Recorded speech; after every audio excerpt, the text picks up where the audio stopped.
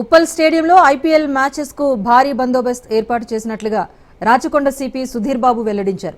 మ్యాచ్ల కోసం ప్రత్యేక భద్రతా ఏర్పాట్లు చేశామన్నారు. మార్చి 23న Sunrisers Hyderabad, Rajasthan Royals మధ్య మ్యాచ్ జరగనుంది.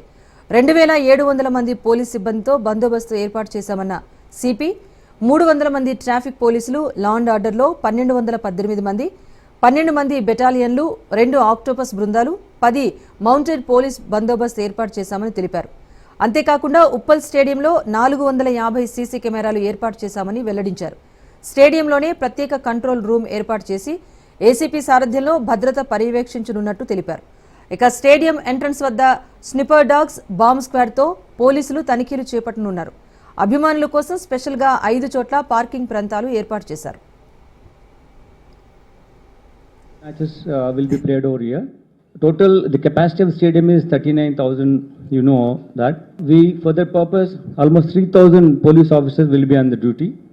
CC cameras and then monitoring the entire event is most important. And this is one of the desideratum for the bandobast. We'll take care of it. 23rd will be 3:30.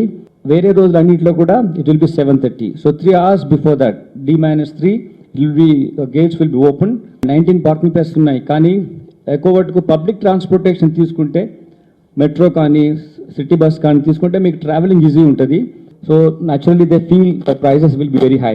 To monitor this kind of vigilance system is in place so that ఎక్కువ రేట్లలో, exorbitant రేట్లలో ఇవి తినే వస్తువులు ఏవైనా పదార్థాలు కానీ ఉండకుండా చూసే విధంగా ఏర్పాటు చేయడం జరిగింది.